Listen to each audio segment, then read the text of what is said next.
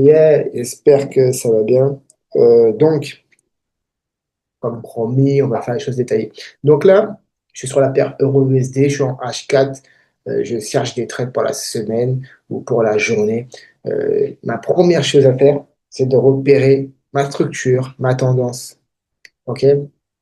Là, je vois qu'on est haussier sur ce mouvement-là. Si je vais plus dans le passé, plus tu iras à gauche, plus tu verras est-ce que tu es vraiment haussier ou si tu es baissier et tu peux augmenter en unité de temps. Mais nous, ce qui nous intéresse, c'est de travailler de là à là, comme je le dis souvent. Là, tu as eu une prise de liquidité, donc on a forcément, en grosse unité de temps, pris ces mouvements-là. Donc si tu restes haussier, qu'est-ce que tu dois faire? Tu dois passer ton Fibonacci, ta boîte à gants, de là, du plus bas où tu travailles, au plus haut où tu travailles. Si tu restes sur du daily, H4, vraiment, voire ensuite tu descendras. On va peut-être pas descendre, on verra comment ça se présente déjà comme ça, comment les marchés se présentent, comment les prix se présentent. Et par rapport à ça, ce que tu dois faire, c'est tout simplement repérer ta potentielle zone de liquidité en interne. Là, en H4, malheureusement, il y a trop de bougies, on ne voit pas assez clair. Donc, qu'est-ce que tu fais? Tu changes l'unité de temps, on passe en 8 heures, par exemple. En 8 heures, on a toujours autant, on passe en 12 heures. Etc. Si tu les as pas, bah, tu passes en daily directement. Et là, tu as toujours autant de bougies, mais c'est intéressant. Tu as liquidé ça, de pas grand-chose, mais tu l'as liquidé quand même, et le prix est en train peut-être de faire un retour ou pas. Ou continuer sa chute jusqu'à aller chercher sa véritable liquidité pour potentiellement repartir ou pas repartir vers un plus haut. Donc quand tu as ça, là, en délit, c'est quelque chose de clair. Qu'est-ce qu'on voit? On voit que l'euro USD, il pousse. Donc là, tu peux déterminer ta liquidité. OK? Liquidité, elle est là. La véritable liquidité, elle est là. Et tu en as une ici. Je prends celle qui est toujours plus proche des 50% et qui nous crée un mouvement de retournement, de range, ce que tu veux. Donc, en gros, le poids qui doit être pris, c'est celui-là. Est-ce qu'il va être pris tout de suite? Je ne sais pas. Est-ce que le prix, il va d'abord retourner ici ou ici avant de chuter? Peut-être. Je ne sais pas. Vous voyez ce que je veux dire? Après ça, ça va rentrer dans des détails d'analyse de marché, dans des détails en plus petite unité de temps. Nous, ce qu'il faut que tu comprennes, c'est que, voilà, tu as repéré ton mouvement qui a cassé ton précédent plus haut. Donc, tu vas travailler de là à là, en daily, en HK, ce que tu veux. Et là, tu vas l'appeler tout simplement liquidité. Tu sais que tant que ton prix n'aura pas cassé ce mouvement à la vente, eh ben, potentiellement, tu ne pourras pas rentrer à l'achat si tu n'as pas des techniques un peu plus poussées. Tu pourras rentrer sur des petits mouvements. Si tu es aussi dans ta tête, il faudra attendre que ce prix casse en dessous, il nous fasse un mouvement de confirmation, une zone sera établie au préalable pour pouvoir ensuite repartir et aller acheter le marché tranquillement, aller chercher des plus hauts ici, ici, ou même là, directement. Voilà. Important de identifier. Tu as identifié un plus bas, un plus haut, tu travailles dans ça. OK? On va changer. Ok, tac, tac, voilà, il a décidé. Intéressant, effectivement. OK. Ouais, pareil, c'est bon. OK, vous avez vu, il était pareil. On identifie dans quel endroit on travaille. Vous avez vu, ce mouvement-là, il a été cassé. On travaille de là à là. Le prix revient au-dessus des 50%. Watagan, tu vois. Là, potentiellement, tu dois vendre. Là, potentiellement, tu peux acheter. Chercher des achats. Si tu es, bien sûr, dans une zone. Si tu comprends ça, tu vas commencer à acheter pour acheter et vendre pour vendre à tous les endroits. Après, tu peux réacheter en fonction du FIBO, comment tu vas le placer en 1 heure, en H4, mais comprendre vraiment le principe. On va aller, tiens, sur de la crypto.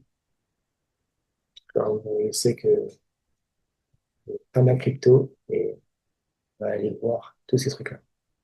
Euh, tac, tac, tac. Donc là, pareil, hein, travail de là à là. Bon, là, il n'y a pas beaucoup d'exemples en weekly, parce qu'il n'y a pas beaucoup de data. Alors, en daily sera un peu plus intéressant. On a cassé ici, donc hop, on travaille de là à là. Et potentiellement, là, on va voir si c'est des achats ou des ventes qu'on irait chercher en daily. Et là, pour l'instant, c'est des achats toujours qu'on va chercher en daily sur cet actif aérofinance. OK? Casse pas, je vais le voir dans la météo. OK, je suis dans ma zone d'achat, mais ça, on s'en fout. Ce qui nous intéresse, c'est dans quoi on travaille actuellement. On travaille dans ce mouvement-là, qui est. ici. On travaille dans ça actuellement. Et ce qui nous intéresse, c'est d'aller chercher des achats toujours. Dans ces mouvements-là, c'est de chercher des achats. OK? Et ça, il faut que tu identifies ça, en fait. De travailler, apprendre à travailler, de savoir où je travaille. XRP, pareil. Euh, XRP, voilà. Tac, tac, tac. Euh, tac, tac, on va prendre ces mouvements-là. Ici, qui est retracé, on va chercher le dernier mouvement, en fait, qui m'intéresse, en fait. On va pas aller chercher toute la gamme. Ce qui m'intéresse, c'est de là. C'est ce mouvement-là qui a créé cette cassure-là. Et ce que je vous disais, donc on a ce mouvement-là. Et là, pour l'instant, on ne cherche pas d'achat, parce que c'est trop tard. On va attendre qu'on liquide ici, et potentiellement, quand on sera dans une zone ici, on ira rechercher des achats pour XRP. OK? En daily, en H4, c'est différent. J'aurais pu chercher les achats, je peux trouver des possibilités. Mais là, en daily, je vais attendre que les prix reviennent là pour chercher les achats. Si c'est trop tard, ben c'est trop tard. Hum, hum. On m'avait parlé de Tréto, Link qui m'avait demandé. Ok, bon là, ça se voit, c'est un peu trop tard. Là, on cherche plus d'achat, on attend s'il reviendrait. Euh, hmm, c'est peut-être intéressant celui-là. Ok, donc là, on voit qu'on cherche les achats, euh, voir ce qui fait Telegram, on cherche les achats. Donc, là, on cherche les achats, déjà, c'est pareil, mais en phase descendante, on a retracé. En fait, on n'est pas une phase descendante. Là, par exemple, je suis obligé de prendre tous les mouvements, je vais même aller en weekly, ça sera mieux. Mais voilà. Je suis obligé de prendre tous les mouvements. Il a été cassé par ce plus haut-là, et c'est cette jambe-là qui a créé, je voulais ce mouvement, ce premier mouvement qui a cassé, qui a créé un truc valide, et là, il est revenu là. Donc là, on voit clairement qu'on est dans des zones d'achat, toute cette ferme avec que tu pris, et que là, tu peux acheter Jasmine si tu as quelque chose qui te dit d'acheter, si tu as, je sais pas, une histoire, une vie, un truc avec Jasmine qui est intéressant, et le prix, après, ben, tu peux patienter, peut-être aller chercher un fois, je sais pas combien de pourcents, on peut regarder. Tu rentres même là, on va chercher voilà, 400%, 300%. De Jasmine, s'il était amené, s'il y a une histoire, quelque chose qui t'intéresse dedans, allez chercher. Ok? Pépé. Pépé de Ville, c'est un truc qui réagit bien. C'est la même pomme que j'aime pas, mais qui réagit bien. Euh, tac, tac, tac. Ok. Pareil, mais encore les zones d'achat, donc j'attendrai que le prix revienne en dessous de ça là pour acheter. J'étais fait racheter. Solana, bon, on n'en parle plus. On voit clairement, bon, le TP il est là, on attend, faut être patient. Il a bien pumpé, mais ça c'était au cas où. Voilà mes zones d'achat potentielles de rachat, DCA, j'achète. J'ai acheté une seule fois pour l'instant et bah, il n'est pas refini. Ethereum, on a déjà TP, donc là, bah, voilà, on attend. Pareil, hein. Regarde, je vous explique. On avait clac, clac, clac ici dans un premier temps. Le prix est revenu.